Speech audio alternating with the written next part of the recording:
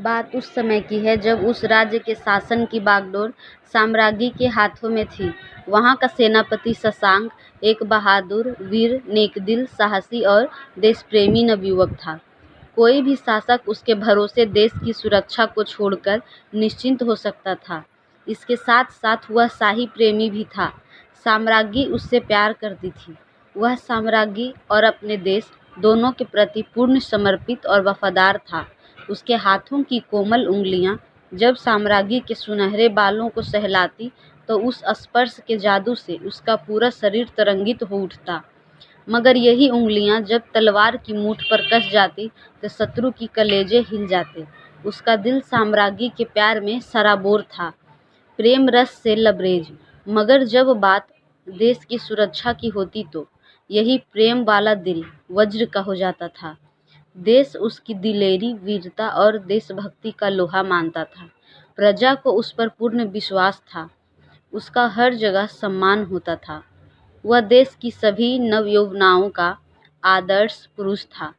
किसी खास मौके पर जब वह अपने काले रंग के अरबी घोड़े पर सवार होकर अपने देश की गलियों से गुजरता तो नवयुवतियाँ उसकी एक झलक पाने को बेचैन हो जाती थी।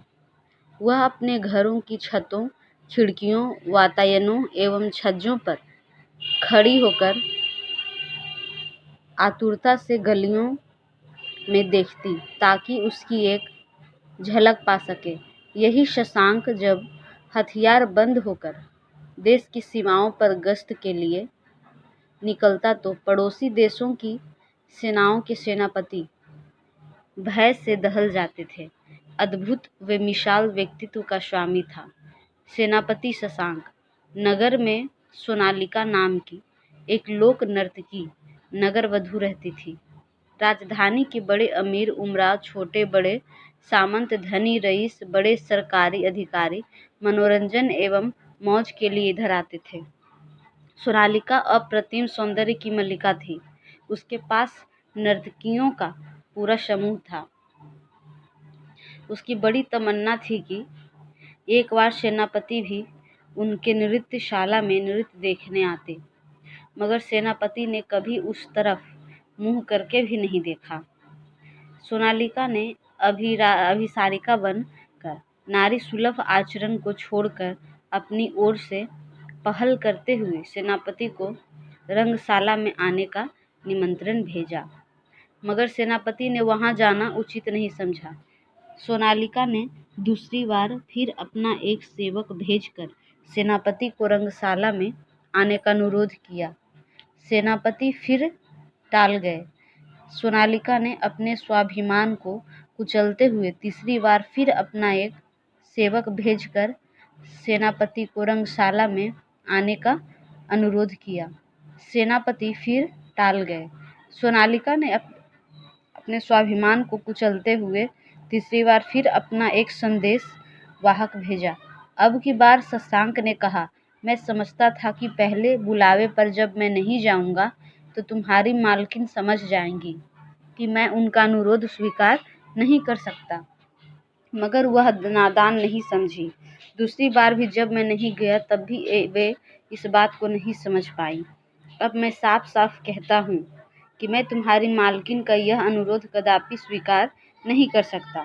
उनको मेरी ओर से ये कह देना कि मेरे मन में उनको लेकर कोई बैर या कटुता नहीं है। एक लोक नर्तकी की हैसियत से मैं उनका पूरा सम्मान करता हूँ। देश की सुरक्षा का भार मेरे कंधों पर है और मैं राजमहल का शाही प्रेमी हूँ। ये दोनों उत्तरदायित्व बहुत महत्वपूर्ण हैं। इनके कारण मैं एक सामान्य व्यक्ति की तरह स्वतंत्र जीवन नहीं जी सकता। यह मेरा कर्तव्य भी है। अपनी मालकिन से कहना कि मैं अवहेलना के लिए क्षमा प्रार्थी हूँ, सेनापति ने विनम्रता से कहा।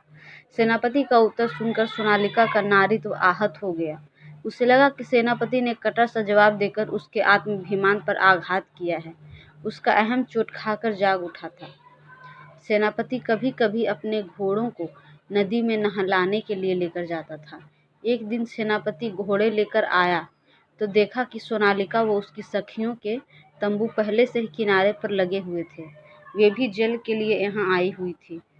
सामना होने पर सोनालिका मोहक अंदाज में बोली, देश के रक्षक और शाही प्रेमी को इस अदना सी नर्तकी का सलाम कबूल हो। सलाम का उत्तर देते हुए सेनापति ने पूछा, कैसी हो सोनालिका? ठीक हूँ साहब, लगता है आप घोड़े नहलाने के लिए आए हैं, मगर यह स्थान तो हमने पहले से घेर लिया है। आपसे एक सवाल का जवाब चाहती हूँ, फिर यहाँ से चली जाऊँगी, अपना सारा तामझाम उठा ले जाऊँगी। सेनापति बोले, बोलो क्या पूछना चाहती हो? तुम्हें अपना सवाल पूछने की पूरी आज़ादी है, बस मुझे इतना बता दीजिए कि मैं राजमहल में आप अपनी इच्छा से कब गए थे? सत्य बताइएगा सेनापति जी, अपनी इच्छा से तो कभी नहीं गया सोनालिका। मेरी इच्छा का तो कोई मतलब नहीं है, जब साम्राज्ञी बुलाती हैं तभी जाता हूँ। तो इसका मतलब आपकी कोई इच्छा, कोई चाहत या अरमान है ही नहीं। यदि कोई चांदनी रात, बसंती हवा, मधुर संगीत किसी का साथ पाने को बेचैन कर दे, तब क्या होता है, कैसा लगता है? सेनापति शशांक की चेतना पर मानो हथौड़े पड़ने लगे। मैं कौन हूँ? हुक्मों का गुलाम, सामग्री के आदेशों पर नाचने वाला पुतला। सीमाओं की रक्षा करना मेरी जिम्मेदारी, मेरी ताकत का प्रयोग देश की रक्षा के लिए, और मेरी इच्छा, मेरी अरमान।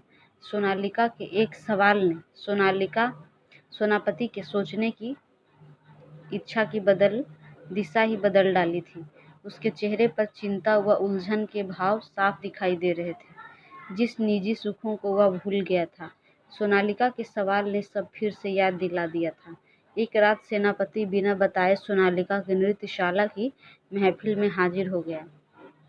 सोनालिका के संकेत पर सेविकाओं ने उस पर फूलों की वर्षा की, सुगंधित इत्र छिड़का गया, मनमोहक सुगंध वाला शरबत पेश किया गया, फिर आकर्षक एवं उत्तेजक नृत्य का आयोजन किया गया। शशांक एक अलग दुनिया में था।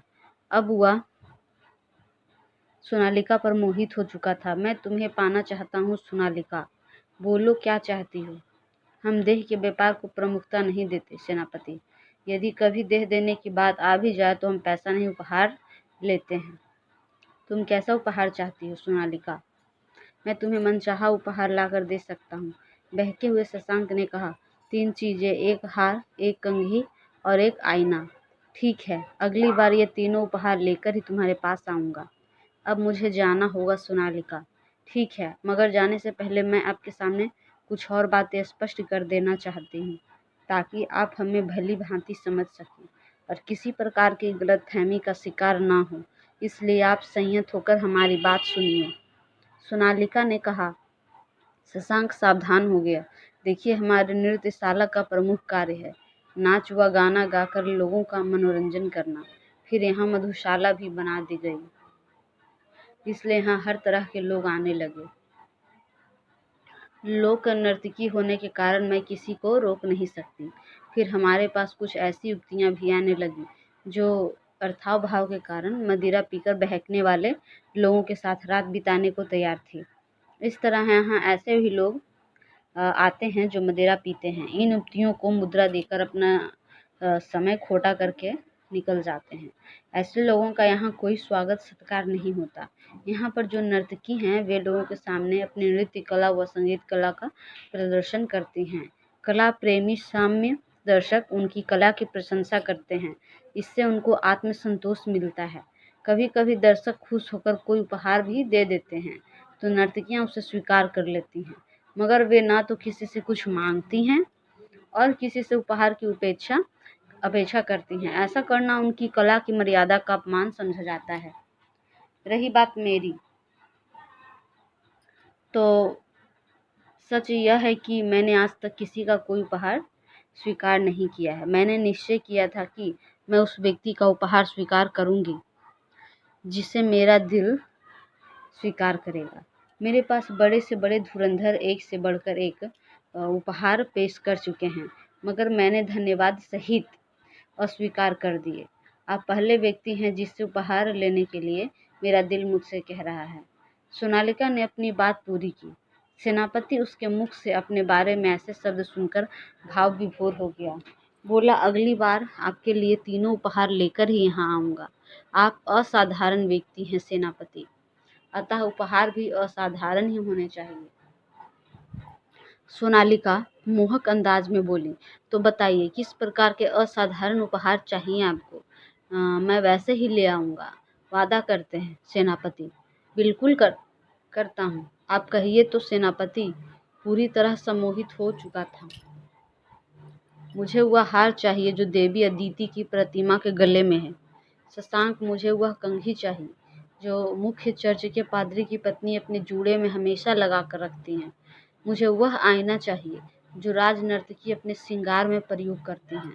अमिलिया ने सधे हुए शब्दों में कहा। शशांक अंधा हो गया था। एक बार तो वह इन अनोखी मांगों को सुनकर चकराया, मगर फिर संकल्प किया कि वह ये तीनों उपहार अति शीघ्र सोनालिका को भेंट करेगा। देवी अदिति की प्रतिमा के गले में जो हार था वह सरकारी संपत्ति था। उसे न मांग कर लिया जा सकता था, न खरीदा जा सकता था। उसे केवल चुराया जा सकता था। इसके अलावा कोई विकल्प नहीं था। सेनापति पर अपनी इच्छा से कुछ करने व सोनालिका को पाने का जिद सवार था। उसने देवी की प्रतिमा के गले से हार चुराया और छिपाकर रख लिया। सुबह होते ही देवी अदिति की प्रतिमा के गले से हार चोरी होने का समाचार जंगल की आग की तरह फैल गया। शहर कोतवाल को चोर पकड़ने की जिम्मेदारी सौंपी गई। अब सेनापति ने चर्च के आसपास घूमना आरंभ कर दिया। एक रात उसने देखा पादरी की पत्नी चांदनी रात में चर्च के सामने वाले बगीचे में घूम रही थी। वह अचानक उसके सामने आ गया। सेनापति को अपने सामने देखकर वह भौंचक रह गई। अरे आप! उसके मुंह से अनायास ही ये शब्द फूट पड़े। हाँ श्रीमती जेनिया, सेनापति हूँ ना। देश की सीमाओं पर गश्त करते करते कभी अंदर भी झांक लेता हूँ। संयोगवश आपसे भेंट होनी थी, इसलिए शायद यहाँ आ निकला। बड़े अपनेपन से उसने पादरी की पत्नी के कंधे पर हाथ रखा। जेनिया भी भूत थी, जिसकी एक झलक पाने को यूनान की सुंदरियां तरसती थी। वह आज ठीक उसके सामने खड़ा था। वह उस मादक मदहोश कर देने वाले हाथ के स्पर्श से सिहर उठी। वह एक खुमारी जैसी स्थिति में आ गई। उसके शब्द मुंह में जैसे बर्फ हो गए। वह मानो सपना देख रही थी। आओ थोड़ी देर कहीं बैठ जाते हैं। सेनापति ने मौन तोड़ा। वह यंत्र चलित सी उसके पीछे चलती गई। एक संगमरमर की बेंच पर दोनों बैठ गए। अचानक शशांक ने उसे अपने अंक में खींच लिया। वह मादकता में डूबती चली गई। सेनापति एक योद्धा था। उसे पता था आघात कहाँ करना है। उसने सधे हुए बलिष्ठ हाथों से गला दबाया। जेनिया पल भर में ही शांत हो गई। उसने जूड़े में कंघी निकाली। बड़ी नजाकत से जेनिया के शव को बेंच पर लिटाया। लाश के माथे पर चुंबन अंकित करके वहां से निकल गया। अब वह राज नर्तकी के महल में आ गया। वह सबका विश्वास पात्र था। कहीं भी जाना, खाने में नशीला पदार्थ मिलाना उसके लिए कोई बड़ी बात नहीं थी। नशे में डूबी नर्तकी के श्रृंगार कक्ष में आईना चोरी हो गया। लगातार 3 आपराधिक वारदातों ने सामग्री को विचलित कर दिया। उसने सेनापति के सामने चिंता प्रकट की। सेनापति ने कहा, मेरा काम बाहरी शत्रुओं से देश की रक्षा करना है, मगर आप चिंता ना करें। आज से मैं आंतरिक सुरक्षा का दायित्व ले रहा हूँ। भविष्य में ऐसा कुछ नहीं होगा, मैं सचेत रहूंगा। आप इत्मीनान रखिए। अब सेनापति ने तीनों उपहार पा लिए थे। अब वह ये उपहार सोनालिका के पास लेकर जाने को आतुर था। उसका गुलाबी बदन रह रहकर सेनापति के मन में प्रतिबिंबित हो रहा था। उसे नींद नहीं आ रही थी। अचानक वह कल्पना करने लगा कि देवी अदिति का हार पहनकर सोनालिका कैसी लगेगी। कल्पना करते करते उसके मस्तिष्क को जोरदार झटका लगा। ऐसा लगा भयंकर बिजली का करंट उसे सिर से पैर तक बुरी तरह झुलसा गया हो। चेतना पर मानो हथौड़े पड़ने लगे। उसकी छठी इंद्री कुछ सवालों के संकेत देने लगी थी। प्रश्नों का चक्रव्यूह उसे घेर चुका था। पहला प्रश्न, सोनालिका नगरवधू है। वह इतनी भोली तो नहीं कि देश के नियम कायदे को ना जानती हो। उसे पहले से पता था कि अदिति की प्रतिमा का हार केवल चोरी से हासिल किया जा सकता है। राष्ट्रीय महत्व की कोई चीज़ चोरी हो जाती है तो उसकी चर्चा भी हर जगह होती है और उसकी तलाश भी जोर शोर से की जाती है। ऐसे में कोई उस हार को गले में धारण करके स्वयं अपनी मौत को क्यों बुलाएगा? जब सोनालिका इस हार को पहन ही नहीं सकती तो उसे उपहार में क्यों मांगा? अगला सवाल, श्रीमती जेनिया नगर की प्रतिष्ठित महिला थी। उसके हीरे जड़ी सोने की कंघी के बारे में सब जानते थे। उसके जूड़े से कंघी निकालना, या तो मैं उसकी हत्या करूंगा या पकड़ा जाऊंगा। सोनालिका ने सब पहले से ही सोच लिया था। मैं हत्यारा बन गया। क्या कोई किसी लाश से उतरा कपड़ा या जेवर पहन सकता है? कदापि नहीं। फिर उसने ऐसा उपहार क्यों मांगा? मुझसे हत्या जैसे अपराध करवाने के लिए?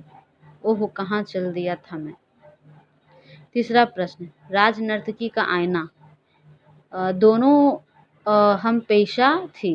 कभी कभी किसी विशेष अवसर पर दोनों का सामूहिक नृत्य भी होता था। एक ही पेशे से जुड़ी होने के कारण उनका अक्सर मिलना जुलना भी होता रहता था। ऐसे में उस आईने को सोनालिका अपने प्रयोग में कैसे ला सकती थी, जबकि उसके पकड़े जाने का डर था? ओह, तो योजना यह थी कि या तो मैं आईना चुराऊंगा या चुराते हुए पकड़ा जाऊंगा। दोनों स्थितियों में प्रतिष्ठा तो मेरी ही गिरनी थी। आखिर क्या चाहती थी सोनालिका? शशांक का दिमाग सनसना उठा। कुछ समय के लिए वह अपना मूल चरित्र खो अवश्य बैठा था, मगर था तो वह योद्धा ही, हर पल सचेत, सजग व सावधान, देश का सच्चा प्रहरी। अब वह अपने मूल स्वरूप को पा चुका था। वह एक निर्णय ले चुका था। उसके चेहरे पर सुकून था। अगली शाम उसने सामंतों जैसी नागरिक पोशाक धारण की, तीनों चीजों को लाल रेशमी थैले में डाला। अपने शानदार अरबी घोड़े पर सवार होकर वह सोनालिका की महफिल में उपस्थित हो गया। उसका शानदार स्वागत हुआ। लाल गोटे के किनारे वाले आसन पर उसे बिठाया गया। सोनालिका उसके साथ बैठी। देखो सोनालिका, यह रेशमी थैली। अपने वादे के अनुसार मैं तीनों उपहार लेकर उपस्थित हूँ, मगर तुम्हें भी मेरी एक बात स्वीकार करनी होगी। वचन देती हो जैसे मैंने दिया था? हाँ, मैंने वचन दिया। बोलो क्या करना है मुझे? सोनालिका बोली, तुम्हें अपने गले में देवी अदिति का हार धारण करना होगा।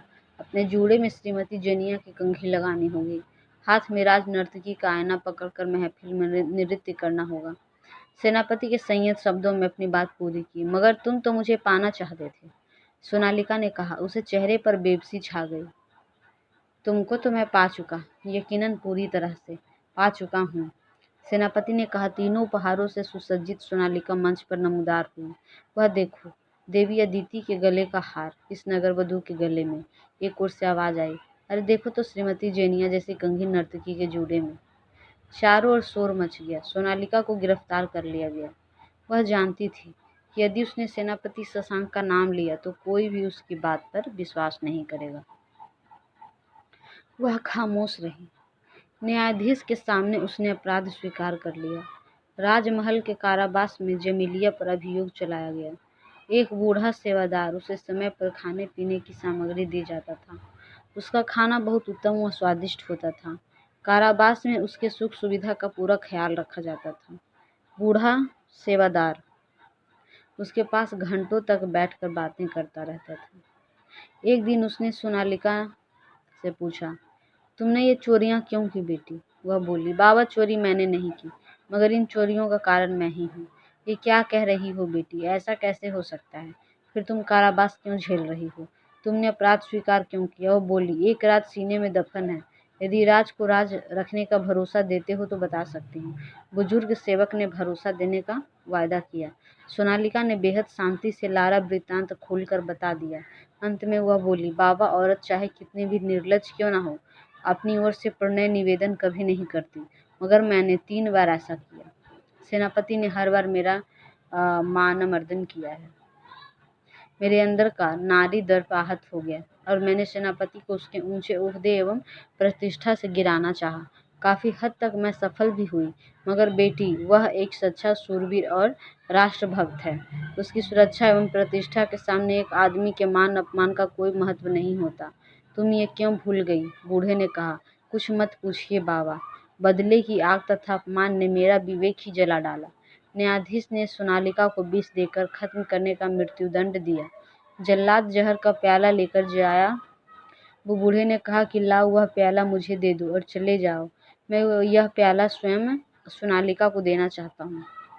बूढ़ा प्याला लेकर सोनालिका के पास आकर बोला, बेटी, इस राजभवन में तुम्हारा कोई बहुत बड़ा शुभचिंतक है। उसी के आदेश पर तुम्हारी सुख सुविधा व खाने पीने का पूरा ध्यान रखा जाता था। यहाँ तक कि इस विष में भी बहुत सारा शहद घोला गया है ताकि तुम्हें इसके कड़वेपन एवं तीखेपन का एहसास न हो सके। वह शुभ चिंतक कौन है, जानना चाहोगी? अब क्या जानना बाबा, फिर भी बताना चाहते हो तो बता दो। वह बोली, वह है सेनापति शशांक। सोनालिका की आंखें आश्चर्य से फटी रह गई। अब समय हो गया है, तुम यह प्याला धीरे धीरे पी जाओ। बड़ी शांत मौन देने वाला विष है जो खास तुम्हारे लिए तैयार करवाया है। पीकर कमरे में घूमती रहना, पैर शून्य होने लगे तो लेट जाना। नींद आएगी और तुम्हें कुछ भी पता नहीं चलेगा। पीड़ा रहित सरल मौत। सोनालिका विष पीकर टहलने लगी। तभी सेनापति ने कक्ष में प्रवेश किया। मैं स्वयं अपनी इच्छा से तुम्हारे पास आया हूँ सोनालिका। पहली बार अपनी इच्छा से। चट्टान फोड़कर सोता हुआ निकला। शशांक ने सोनालिका को अपनी विशाल बलिष्ठ बाहों में कस लिया। 2 बूंद पानी सेनापति की आंखों से निकलकर सोनालिका के गालों पर बह चला। एक भरपूर चुंबन सोनालिका ने अपने माथे पर महसूस किया। उसका चेहरा विजय के दर्प से दमक उठा। अचानक वह बोली, पाँव शून्य हो रहे हैं बाबा, इसे लिटा दीजिए। बाबा ने कहा। बड़ी कोमलता से उसने अमीलिया को बिस्तर पर लिटा दिया। वह शांत लेट गई, फिर सो गई। कभी न टूटने वाली नींद सदा के लिए। उसको दफनाते समय शशांक साथ था। अंतिम रस्म पूरी करने वाली सेविका ने अनुरोध किया कि सोनालिका के बालों की एक लट काट कर मुझे दे दे। आदेश का पालन हुआ। समय अपनी गति से चल रहा था। सेनापति उम्र पाकर अपने पद से निवृत्त हो चुका था। अलमारी में उसने अपनी वसीयत लिख कर रख दी थी। एक दिन वह भी इस संसार में विदा हो गया। शासकीय नियम के अनुसार दफनाने से पहले उसकी वसीयत खोली गई थी। लिफाफे में एक खत था और लाल सुनहरी बालों की एक खूबसूरत लट थी। खत में लिखा गया, मेरी मृत्यु होने पर जब मुझे दफनाया जाए तो यह लट मेरी बगल में रख दी जाए। आदेश का पालन हुआ और सेनापति की अंतिम इच्छा पूरी की गई। दोस्तों, ये कहानी आपको कैसी लगी? अगर ये आपको कहानी थोड़ी सी भी पसंद आई हो तो सब्सक्राइब और लाइक करना ना भूलें, क्योंकि आपकी सब्सक्राइब और लाइक ही हमारी साहस है, हमारा मार्गदर्शन होगा। और हम आशा करते हैं कि आप लाइक ज़रूर करेंगे ताकि हम आपकी पसंदानुसार कहानियों को आप तक पहुंचा सकें। कृपया अपने बहुमूल्य सुझाव हमें अवश्य कमेंट करें। धन्यवाद।